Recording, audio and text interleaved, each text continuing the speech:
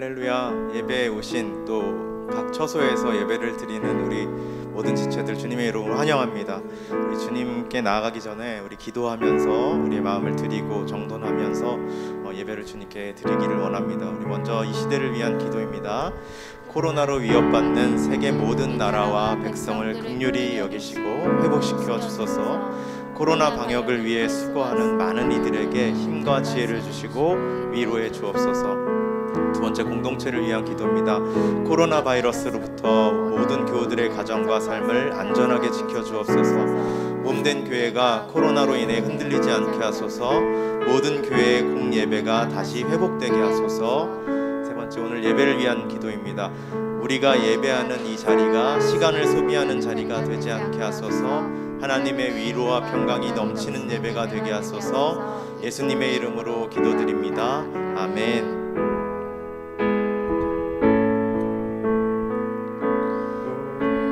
주 하나님 큰 영광과 존귀를 받기에 합당하신 지금 여기 계신 하나님, 천지 만물을 지으시고 다스리는 큰 권능과 능력으로 주의 말씀이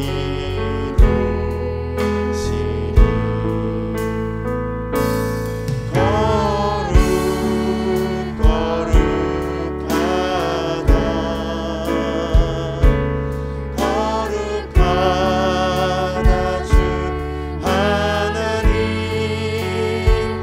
곧 전능하신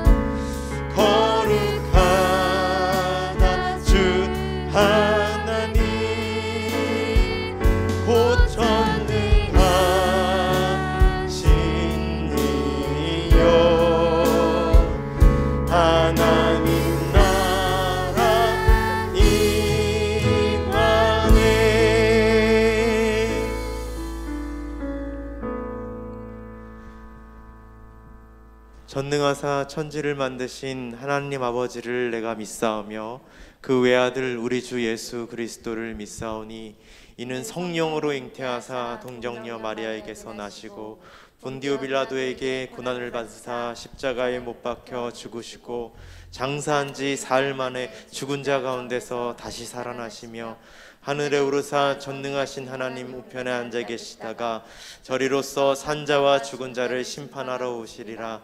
성령을 믿사오며 거룩한 교회와 성도가 서로 교통하는 것과 죄를 사하여 주시는 것과 몸이 다시 사는 것과 영원히 사는 것을 믿사옵나이다. 아멘.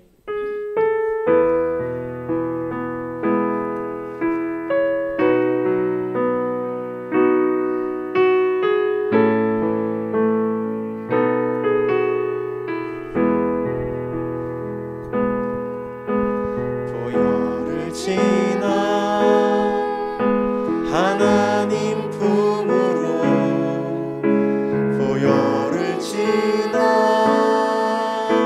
아버지 품으로 보혈을 지나 하나님 품으로 한 걸음씩 나가네. 보혈을 지나 보혈을 지나 하나님 품으로 보혈을 지나 아버지 품으로 보혈을 지나 하나님 품으로 한 걸음씩 나가네.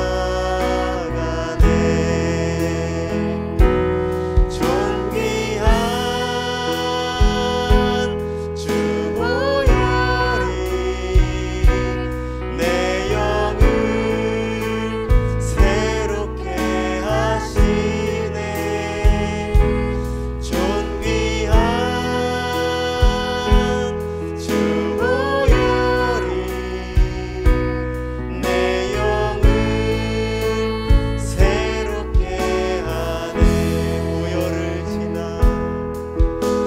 보혈을 지나 하나님 품으로 보혈을 지나 아버지 품으로 보혈을 지나 하나님 품으로 한 걸음씩 나가네.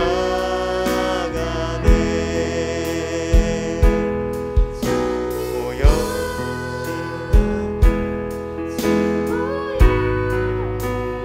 내 영을 새롭게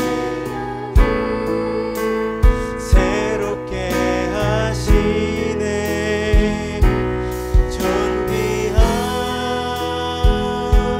주 보혈이 내 영을 새롭게 존귀한 주 보혈이 내 영을 새롭게 하시네. 주 보혈이 내 영을 새롭게 하시네. 존귀한 보혈이 내 영을 새롭게 하네. 십자가의 보혈 완전하신 사랑 힘이 나갑니다.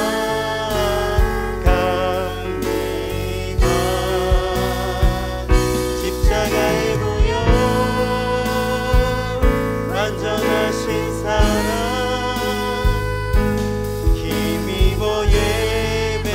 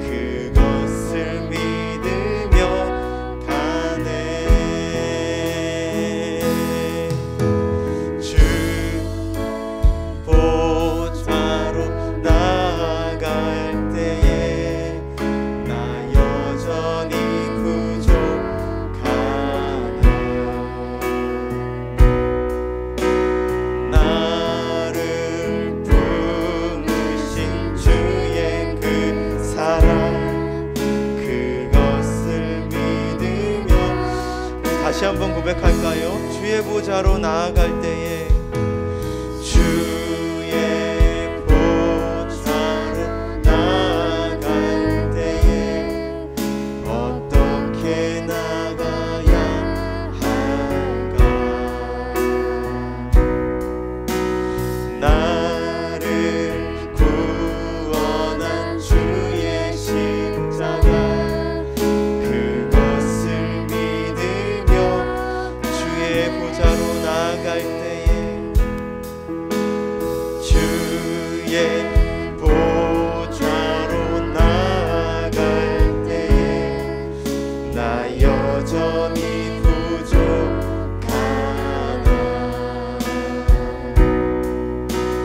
나를 품으신 주의 그 사랑 그것을 믿으며 가네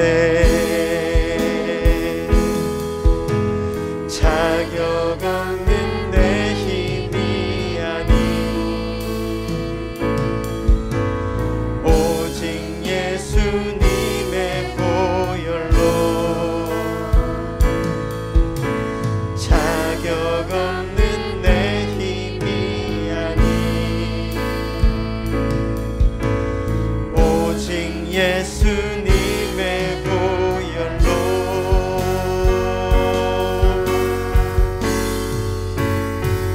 십자가의 보혈 완전하신 사랑 힘입어 나갑니다 십자가의 보혈 완전하신 사랑 힘입어 예배할 십자가의 보혈 완전하신 사랑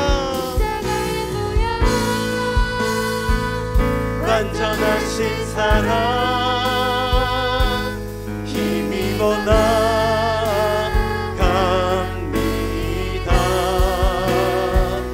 십자가의 보혈 완전하신 사랑 힘입어 마지막으로 십자가의 보혈 완전하신 사랑 십자가의 보혈 완전하신 사랑 힘입어 나갑니다 십자가의 보혈 완전하신 사랑 힘입어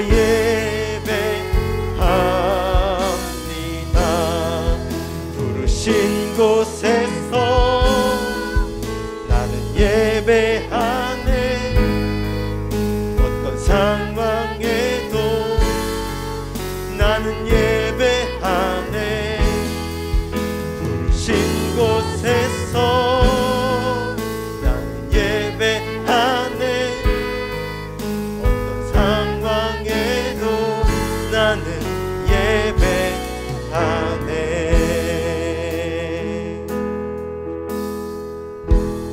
따스한 성령님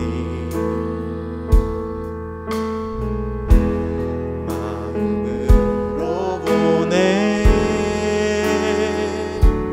내 몸을 감싸며 주어지는 평안함 만족함을 느끼네 부르신 곳에서 나는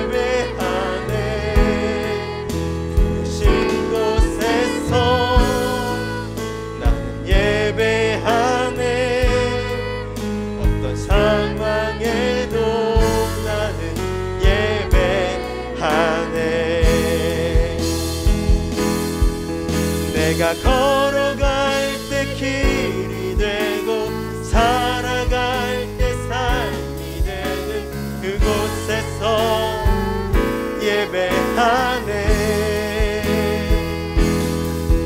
내가 걸어갈 때 길이 되고 살아갈 때 삶이 되는 그곳에서 예배하네. 부르신 곳에서 나는 예배하네. 어떤 상황에도 나는 예배하네. 부르신 곳에서 나는 예배하네. 어떤 상황에도 부르신 곳에서 나는 예배하네. 부르신 곳에서 나는 예배하네. 어떤 상황에도 나는 예배하네. 부르신 곳에서 나는 예배하네. 어떤 상황에도 나는 예배하네.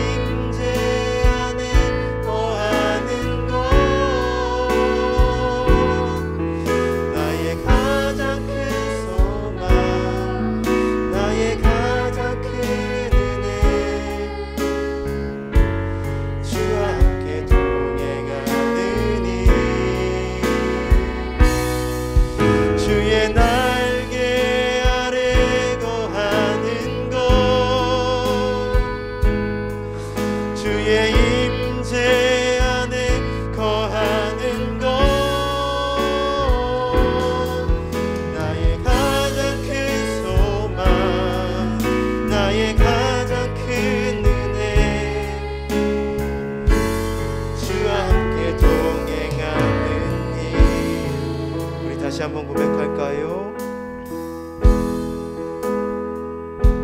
내 모습 이대로 사랑하시네. 연약함 그대로 사랑하시네. 나의 모든 발걸음 주가 하시나니 날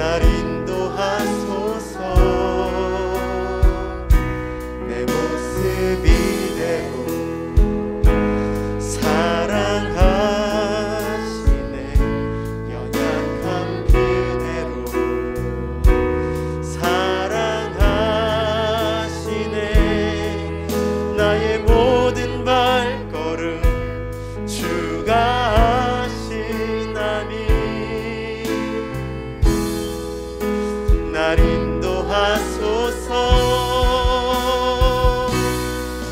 주의 날개 아래 거하는 곳, 주의 임재 안에 거하는 곳, 나의 가장 큰 소망, 나의 가장 큰 은혜, 주와 함께 동행하는 일.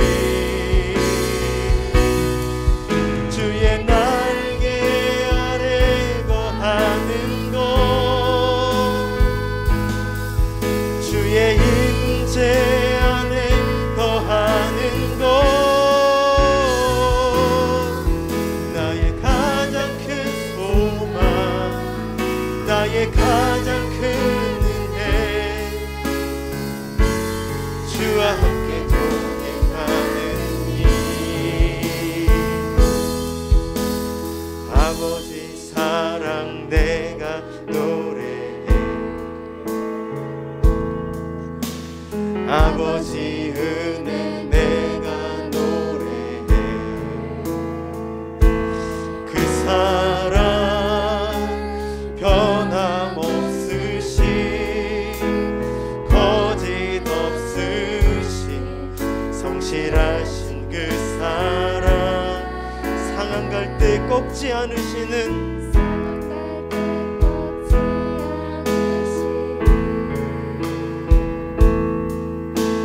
꺼져가는 등불 끄지 않는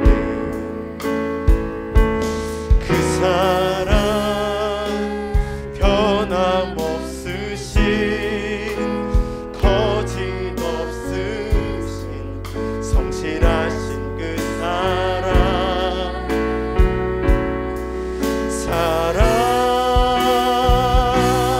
그 사랑,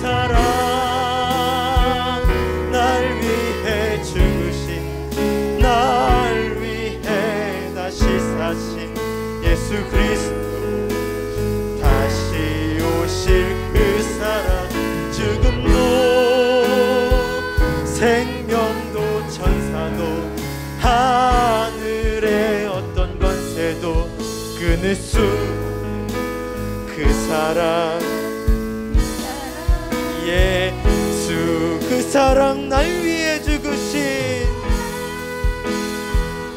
날 위해 죽으신, 날 위해 다시 사신 예수 그리스도, 다시 오실 그 사랑, 죽음도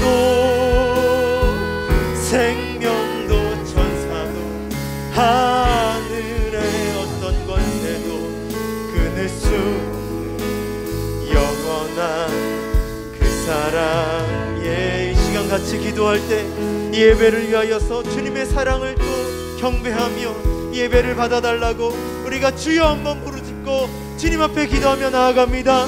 주여. 아버지 그렇습니다. 하나님 그 하늘 끝까지 닿은 주님의 사랑을 찬양합니다. 노래합니다. 경배합니다. 예배합니다. 하나님 주님 앞에 나올 때에 전심으로 영과 진리로 예배하게 하시고,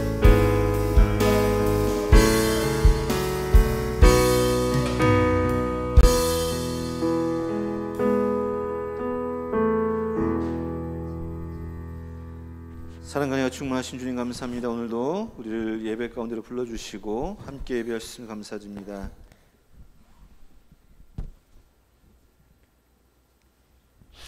오늘 우리가 함께하는 예배 가운데 하나님께서 온전한 주관자가 되어주시고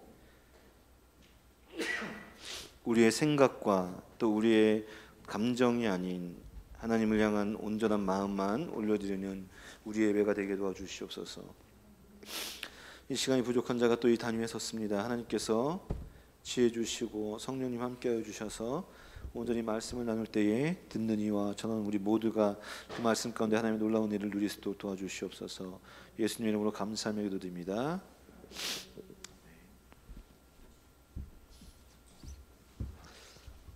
오늘 말씀은 누가복음 15장 11절에서 14절 말씀을 함께 보려고 합니다. 원래는 15장 전체를 보고 싶은데요. 짧게 15장 11절에서 14절 말씀을 함께 나누려고 합니다. 여러분들은 성경을 보시고 또 성경이 없는 친구들은 화면을 보시고 또 온라인으로 들리는 친구들, 성경책 있는 친구들은 꼭 찾으시고 부득이하게 없는 친구들은 또 화면을 통해서 함께 말씀을 함께 봉독했으면 좋겠습니다.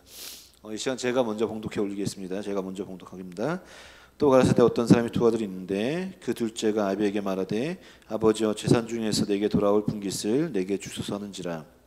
아비가 그 살림을 각각 나누어 주었더니 그 후 며칠이 못되어 둘째 아들이 재물을 다 모아가지고 먼 나라에 가 거기서 허랑방탕하여 그 재산을 허비하더니 다 없이 한 후 그 나라에 크게 흉년이 들어 저가 비로소 궁핍한지라. 아멘. 오늘은 우리가 비유를 6번째 듣는 시간입니다. 몇 번 남을지 모르겠지만 이렇게 성경은 이제 마가복음은 마태복음과 좀 비슷한 것들이 많아서 넘어갔고요. 누가복음에 있는 또 중요한 또 함께 나눌 비유들을 몇 번 더 나누고 비유에 대한 부분을 마무리하려고 합니다. 오늘은 앞서 말씀드렸던 것처럼 사실은 15장 전체를 좀 보고 싶었어요. 근데 너무 기니까 그래서 오늘 이 15장에 나와 있는 세 가지 비유 중에 세 번째 비유를 통해서 함께 나누려고 합니다.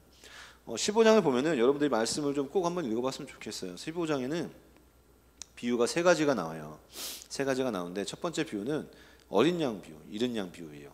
이건 잘 알잖아요. 여러분들 뭐 기독교 백화점이나 또 교회 그림 보면 이렇게 예수님이 딱 양을 등에 딱 짊어지고 딱 오시는 그런 장면들 여기서 비롯한 것이고, 두 번째로는 예전에도 한번 목사님 설교 때 한번 나왔던 것 같습니다. 드라크마의 비유. 드라크마를 잃어버린 여인이 그것을 찾기 위해서 열심히 온 방을 뒤지는 불을 들고 뒤지는 그런 내용들을 함께 나왔습니다. 오늘은 이제 탕자의 비유인데 이 15장에 나온 세 가지 비유의 특징, 공통점은 그거예요. 잃은 것에 대한 찾음.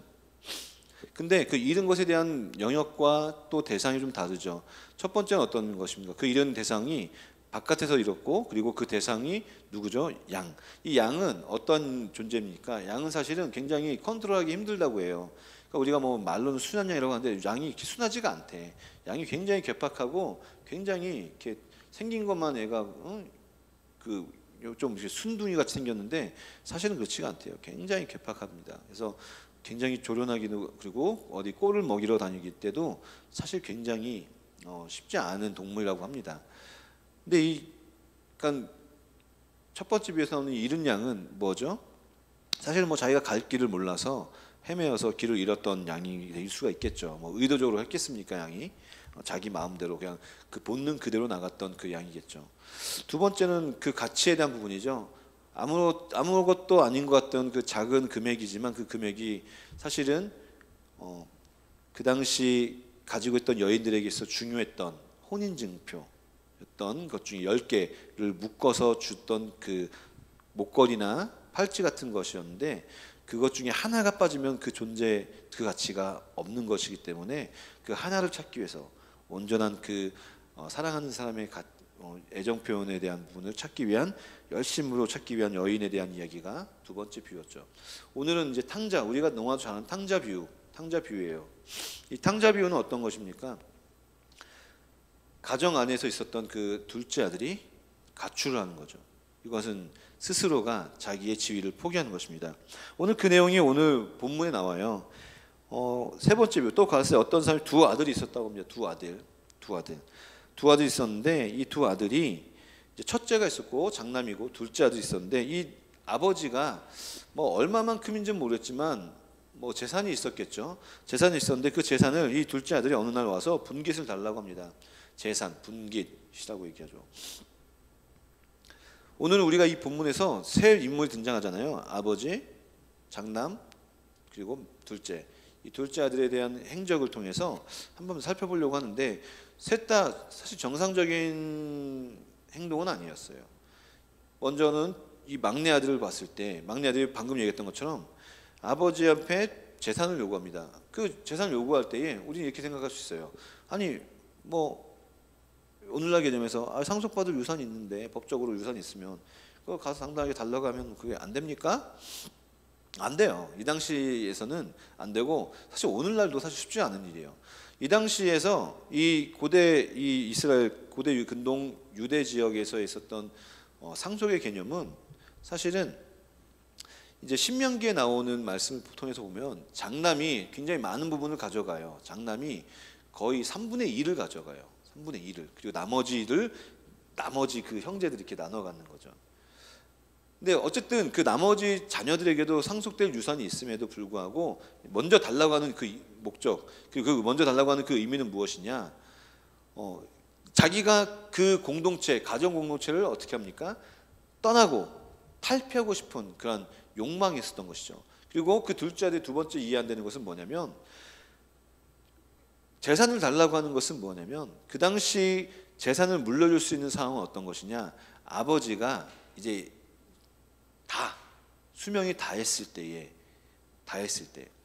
그러니까 아들이 아버지가 멀쩡하고 아버지가 강건함에도 불구하고 가서 재산을 달라고 하는 것은 뭐냐? 어떤 의미냐면, 아버지 이제 빨리 가세요, 이런 의미랑 똑같은 거예요.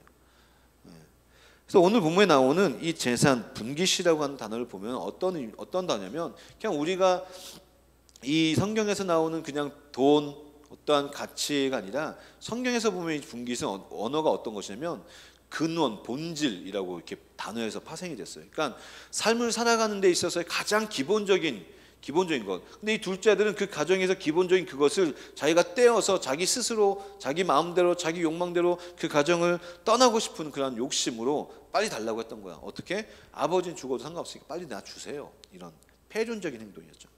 근데 또 아버지 입장에서 보면 또 굉장히 이해할 수 없는 행동을 하죠.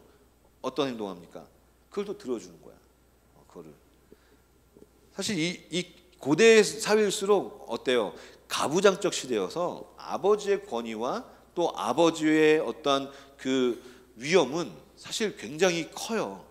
그래서 가정에서 아버지라는 존재는 사실 옛날로 돌아갈수록 막대한 힘이 있었어요. 그래서 우리나라 요즘은 그럴 리가 없겠지만 그런 일이 거의 없는데, 목사님이 어렸을 때 아마 우리 엄마의 세대만 해도 그런 게 있더라고요.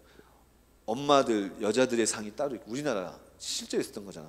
여자들의 밥 먹는 상이 따로 있고, 또 아빠하고 아들들이, 그리고 또 아빠는 또 다른 그 음식, 아빠 앞에만 또 다른 음식. 그래서 아버지가 먼저 그 맛있는 음식을 탁 먹고 나면 이제 아들들이 먹고, 아버지가 먹기 전에 딱 들으면 바로 그냥 으악 막 이런 게 드라마나 이런 데서 나오잖아요. 그러니까 옛날로 갈수록 그 아버지의 권력이 대단한 거예요. 근데 이 아버지가 이 패륜적인 행동, 그리고 이 이해할 수 없는 행동, 그리고 또 이 전혀 자기 욕심에 끌려는 그 행동을 보고 이 아버지가 어떻게 합니까? 알았어 하고 재산을 떼어줘요. 그 당시 그런 아버지의 행동은 주변에서 봤을 때에는 굉장히 무능력하고, 그리고 또 굉장히 아버지가 저래, 이런 가정 안에서 또 그런 보통은 이런 옛날 시대는 시족 사회잖아요. 보통 친지들이 모여 있는 그런 부락 안에서 굉장히 그 가정의 격이 떨어질 수 있는 일이거든요. 그럼에도 불구하고 그 아버지는 어떻게 해요? 그 아들의 말도 안 되는 요구 들어준다는 것이죠. 또 세 번째로 한번 살펴볼 인물이 있는데, 이 형이라는 인물이에요. 형, 장남. 장남은 아까 재산을 상속하는 그 과정에서도 얘기했던 것처럼, 장남은 아버지 다음에 그 가정의 그 가정의 큰 어른이에요. 큰 어른. 그러면 이 장남으로서 이 동생이나 그 아버지의 행동이나 또 그 잘못된 부분도 있으면 어떻게 해야 됩니까? 아버지가 판단이 흐려지거나 또 아버지가 결정하는 것에 어려움이 있을 때 가장 힘을 줘야 되고 가장 앞서서 낯장서야 될 사람은 누구냐? 바로 이 큰 장남이 되어야 되는데, 이 장남은 그런 일들 속에서 이 둘째 아들이 분깃을 요구하는 과정, 그리고 그것을 허락하는 그 아버지의 과정, 지금 우리가 생각했을 때 아무것도 아닌데 사실 그 당시는 진짜 기행이야, 기행. 알 수 없는 행동인데도 불구하고 이 형은 어떻게 합니까? 이 장남은 어떻게 합니까? 그냥 묵과하고 자기의 일만 묵묵히, 자기의 것만, 자기가 해야 될 것만 묵묵히 해나가고 있는 것을 볼 수가 있습니다. 자, 그러면 이제 그렇게 하는 상황 속에서 이 둘째 아들이 어떻게 합니까? 그 분깃을 받고 돌아갑니다. 돌아가서 자기 마음대로 이방 땅으로 가서 흥청망청했다고 해요. 마음대로 막 썼다는 거예요. 그 돈을. 그 재산이 얼마인지 모르겠지만 그것을 마음껏 썼어요. 그러니까 아버지의 그늘 아래, 아버지의 분깃 아래 있었던 것이 답답했던 그는 그곳에 가서 지 마음대로 막 살았다는 거예요. 호화로웠겠죠. 마음껏 썼으니까 즐거웠겠죠. 그러나 그것이 오래 못 갑니다. 재산은, 돈은 한계가 있으니까. 빈털터리가 돼요. 빈털터리가. 근데 그 빈털터리인 상황 속에서 엎친 데 덮친 격으로 그가 있었던 그 지역에 흉년이 드는 거죠. 그러니까 뭐 그냥 재산도 없어. 흉년이 들어서 모든 경제나 모든 먹고 사는 일들이 이제 다 끊기는 거야. 그래서 그가 선택한 것이 무엇입니까? 이제 돼지를 치는 일을 하게 되고, 돼지를 치면서 또 배가 고프니까 돼지가 먹는 쥐염 열매, 그러니까 사람이 결코 먹을 수 없는 열매라고 합니다. 그러니까 돼지만 먹을 수 있는 것. 근데 배고프니까 그냥 그 쥐염 열매를 먹으면서 살고 있는 그런 비참함을 우리가 말씀 속에서 볼 수가 있습니다. 그러니까 아버지를 떠나서 허랑방탕하며 자기 뜻대로 자기 마음대로 살아가는 그 모습에 비참함을, 오늘 돼지를 치고 돼지가 먹는 그 음식을 먹는 그 둘째 아들을 통해서 얼마나 하나님을 떠난 인생이 비참한가를 우리는 이 말씀을 통해서 알 수가 있다는 것이죠. 그 이유 말씀은 우리가 잘 아는 말씀입니다. 그가 그 자기의 신세와 자기의 비참함을 보면서 어떻게 합니까? 자기의 그 비참함을 구원하고 자기를 회복할 수 있는 한 가지는 무엇이냐? 아버지께 돌아가는 것이라는 거예요. 아버지의 본질, 아버지가 살아가는 것을 자기가 뜯어왔지만 그럼에도 불구하고 자기가 종의 모습으로 나아가더라도 아버지의 분깃 아래, 아버지의 그늘 아래 내가 평생 아버지 밑에서 빌어먹고 아들이 아니라 종이라도 된다 할지라도 그 아버지 밑에 있어야 살 수 있겠다라고 하는 그러한 믿음, 후회, 그리고 그러한 반성을 통하여서 아버지께로 돌아가죠. 근데 여기서 아버지는 어떻습니까? 아버지는 이미 그 아들이 오는 일들을 계속해서 아들이 언제 올 것인가를 기다리며 보고 있었대요. 아들이 오는 그 길을. 이 놀라운 것이죠. 이 아버지의 사랑이 놀라운 것입니다. 그러니까 오늘 본문은 이 탕자가, 이 둘째 아들이 재산을 탕진하고 돌아오면서 하는 그 아름다운 시나리오, 아름다운 그 장면에 초점이 맞춰져 있지만 사실은 우리가 더욱더 초점을 맞춰야 될 것은 그런 폐륜, 그런 때려 그냥 저거 두드려 패야 되는 그 아들을 이해하고 용인하고 품어주고 용납하는 그 아버지에 우리가 초점을 맞춰야 된다는 거예요. 하나님. 자기 뜻대로, 양은 자기 본능과 알지도 못하는 길로 헤매어가지고 길을 잃었어요. 근데 이 아들은 고의적이고 하나님 품에 떠나고자 하는 그 욕망이 강했음에도 불구하고 아버지, 그 하나님은 그러한 아들을, 그러한 자기 멋대로 세상에서 내둥거렸던 그러한 인생조차도 맞이한다는 것을 우리가 볼 수 있다는 거예요. 그것이 우리가 중점이 돼야 되고 그것이 우리가 핵심이 돼야 돼요. 난 내 마음대로 했다가 탕자처럼 돌아가야지, 이게 아니라 그러한 썩어 문더질 인생도 아버지는 기다리고 계시고 아버지는 용납한다는 것. 그 사랑에 우리가 초점을 맞춰야 되는 거예요. 하나님께서는 오늘 이 구제불능, 이 돼지우리 속에서 진흙탕같이 살았던 그 인생이 얼마나 비참하겠어. 그가 그 얼마나 되는 거리인지 모르겠지만 그 거리를 이제 다 버려두고 더러웠겠죠. 옷이 뭐 멀쩡했겠어. 그냥 막 뭐 별에 뭐 오늘날 같이 뭐 깨끗한 게 아니니까, 깨끗한 환경이고 씻고 그런 환경이 아니니까 아마 그냥 그 모습 그대로 정말 온몸이 해지고 냄새나고 더러운 그 모습을 도저히 사람과 부딪힐 수 없는 그런 상황일지라도 그 상황에서 자기가 돌아갈 곳은 아버지라고 했을 때 아버지는 그 아들이 돌아온 그 모습과 그 환경과 그 옷과 그 냄새나는 깨끗한지 더러운지를 보지 않고 너는 내 아들이었기 때문에 네가 나한테 어떤 상처를 주고 네가 나한테 어떻게 패륜을 했었고 네가 나한테 어떻게 대항을 했었지 상관없이 내 아들이었기에 네가 돌아오는 길을 내가 기다렸었고 돌아오는 그 장면을 보았을 때 아버지가 달려가서 그 아들을 안아줬다는 거예요. 우리는 그러한 사랑을 받은 존재라는 거예요. 그런 사랑을.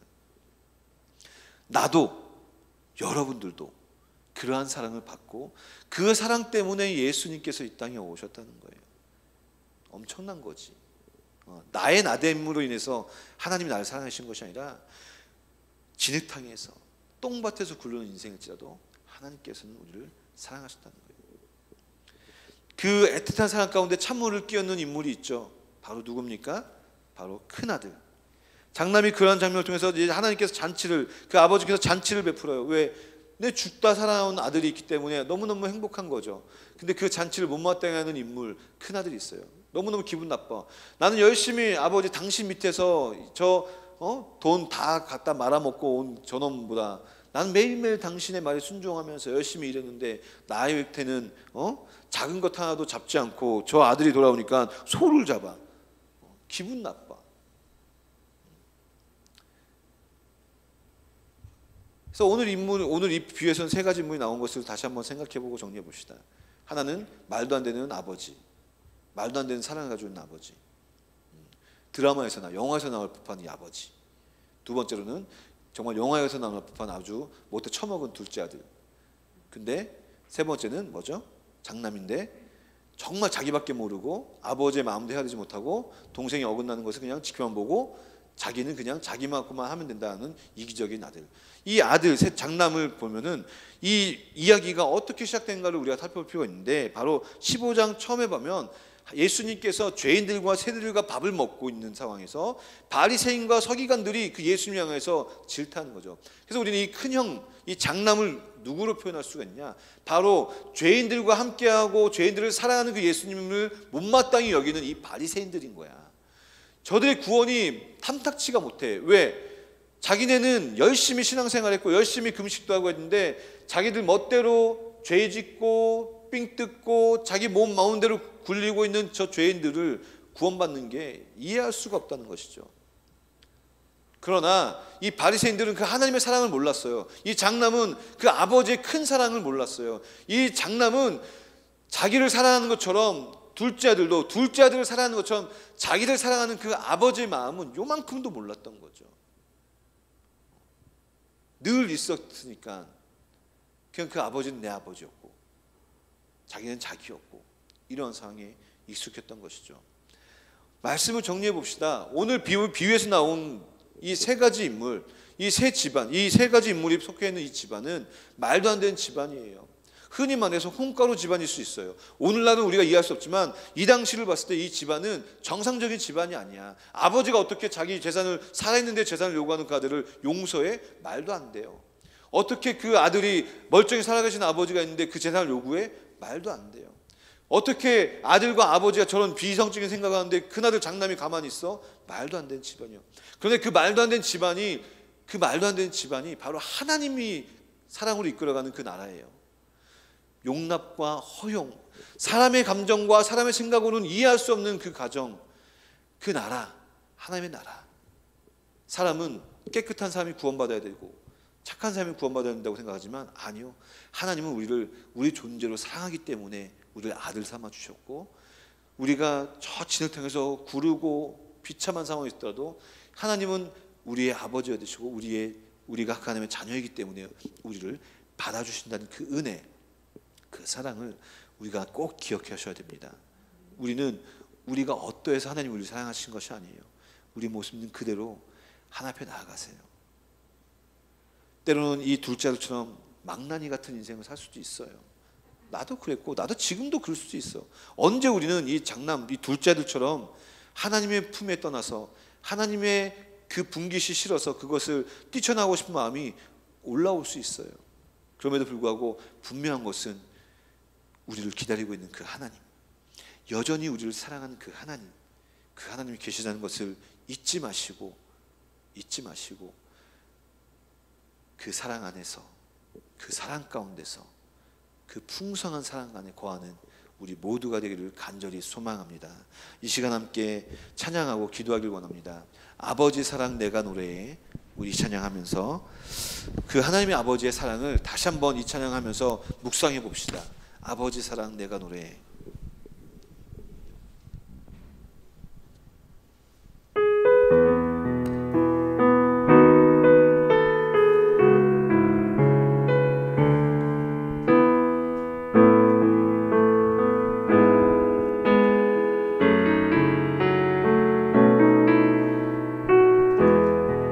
아버지 사랑 내가 노래해. 아버지 사랑 내가 노래해. 아버지 은혜 내가 노래해. 아버지 은혜 내가 노래해.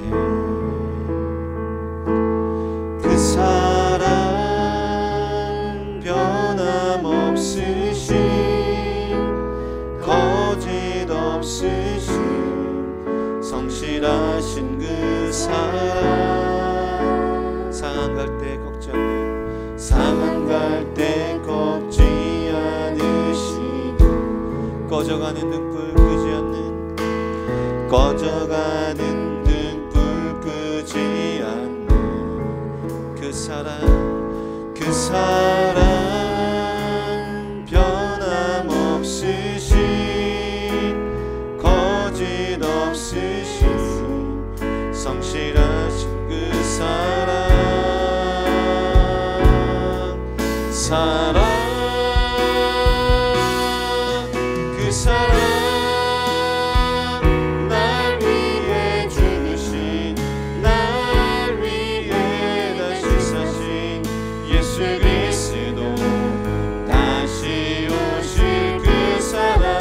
죽음도 생명도 천사도 하늘의 어떤 권세도 끊을 수 없는 영원한 그 사랑의, 그 사랑, 그 사랑, 날 위해 죽으신, 날 위해 다시 사신 예수 그리스도, 다시 오신 그 사랑. 죽음도 생명도 천사도 하늘의 어떤 권세도 끊을 수 없는 영원한 그 사랑 예수. 우리 시간 함께 기도합시다. 우리는 하나님의 그 큰 사랑을 받은 사람들이에요. 내가 어떠하든지, 내가 진흙탕에 있든지, 내가 돼지우리 속에서 있든지, 내가 오물 속에 사는지, 그것은 중요하지 않아요. 그곳에서 우리가 어디로 가야 될지만 알면 돼요. 그곳에서 헤매고 있을지라도, 그 진흙탕에 빠져 살고 있을지라도 우리가 돌아가야 될 곳이 어딘지만 분명히 알면 돼요. 그것이 어디냐? 하나님의 사랑, 나를 여전히 기다리고 계신 그 아버지의 사랑, 그 아버지의 분깃, 그 아버지의 가정. 말도 안 되고 이해할 수 없지만 하나님이 우리를 사랑하시는 그 사랑 안에 우린 돌아가면 됩니다. 이 시간 오늘도 우리 함께 기도하며 나아갑시다. 하나님, 내가 헤매이고 정처없이 떠돌아가는 인생일지라도 하나님께 돌아가길 원합니다. 내가 분명히 돌아가야 될 곳, 내 사랑, 내 사랑, 나를 품어주는 그 사랑, 하나님 그 자리로 돌아가길 원합니다. 이 시간 다같이 함께 고백하며 나아갑시다. 주여, 사랑주님 감사합니다. 하나님 이 시간 주 앞에 간절히 기도합니다. 하나님, 우리 인생은 여전히 작은 아들과 같습니다. 하나님, 내 마음대로 하고 싶습니다. 내 뜻대로 하고 싶습니다. 내 마음대로 판단하고 내 마음대로 주님께로 나아가기를 간절히 소망하는 우리의 모습이지만, 하나님, 주님, 이 둘째 탕자가 돌이켰던 것처럼 하나님 그 지흙탕 속에서, 그 오물 속에서, 그 더러움 속에 살아갔던 그가 살아야 될 곳, 다시 돌아가야 될 곳, 그곳이 바로 아버지의 품임을, 아버지의 품기심을 깨달았던 것처럼 하나님, 우리 인생도 여전히 지흙탕 속에 살아갑니다. 우리 인생도 여전히 오물 속에 살아가며 내 마음대로 살아갑니다. 그러나 주님, 이제 주 앞에 결단합니다. 아버지께로 돌아가기 원합니다. 그 아버지의 사랑으로 돌아가기 원합니다. 나를 여전히 기다리시고 품어주시는 그 그 사랑으로 돌아가길 간절히 소망합니다. 하나님께서 함께하여 주시옵소서. 주님, 영원히 기다리시고 품어주시는 우리의 사랑, 나를 사랑하시는 그 사랑 가운데에 아버지 나의 삶을 드리기 원합니다. 주님께로 나가기 원합니다. 아버지 함께하여 주시옵소서. 주님 함께하여 주시옵소서.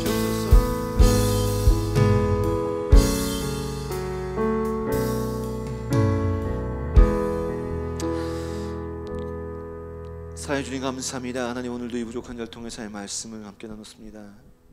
측량할 수 없는 사랑, 이해할 수 없는 사랑, 우리의 배반과 우리의 완악함과 우리의 욕심과 욕망 가운데서도 우리를 묵묵히 기다리시고 돌아오기를 바라시는 그 하나님의 사랑을 오늘 말씀을 통해 배웠습니다. 하나님, 그 사랑 가운데 거하길 원합니다. 그리고 그 사랑 가운데 거한 그 사랑 가운데 돌아온 이들을 이 큰 아들처럼 질투하고 시기하는 것이 아니라 함께 축복하고 그 잔치에 함께 할 수 있는 모두가 되게 도와주시옵소서. 그리하여서 지금도 그 하나님의 품을 떠나 있는 우리의 친구들과 우리의 가족들이 있다면 그들을 주님께로 인도할 수 있는, 그 하나님의 큰 사랑을 인도할 수 있는 우리 모두가 또한 되게 하여 주시옵소서. 이제는 우리를 구원하신 우리 주 예수 그리스도의 은혜와 그 아들을 보내신 하나님 아버지의 측량할 수 없는 사랑과 성령님의 감화감동 교통하심이 오늘도 말씀을 통해서 하나님의 큰 사랑을 깨닫고 그 사랑 가운데 거하기로, 그 사랑으로 돌아가기로 결단하는 우리 사랑하는 마당초소 친구들 머리 위에와 그들을 위해 수고하고 기도로 함께하는 모든 선생님들 머리 위에 지금부터 영원토록 함께 있을지어다.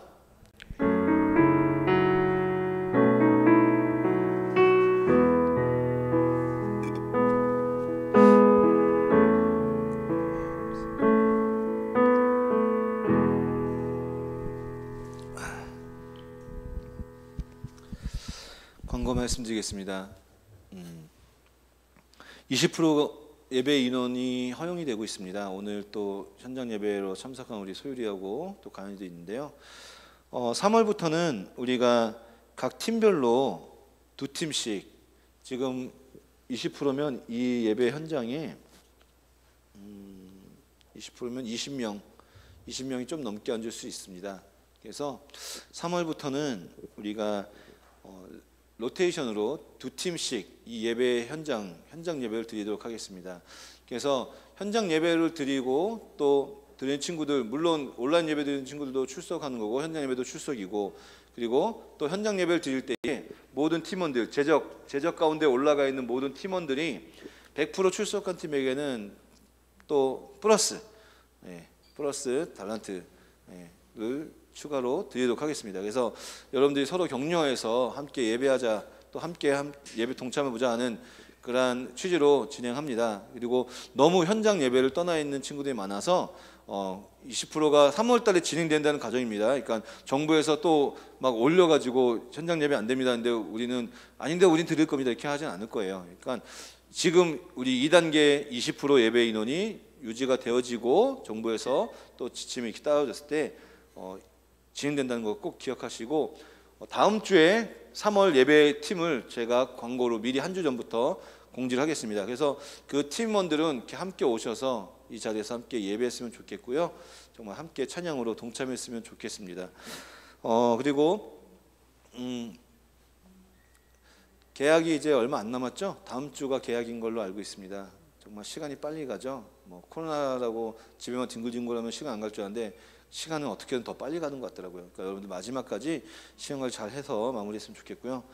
건강 관리를 잘 했으면 좋겠습니다. 지금 목사님이 좀 며칠부터 목이 지금 너무 안 좋아가지고 목에 계속 처음에 음식이 걸린가 했는데 지금 뭐가 좀 안 좋아요.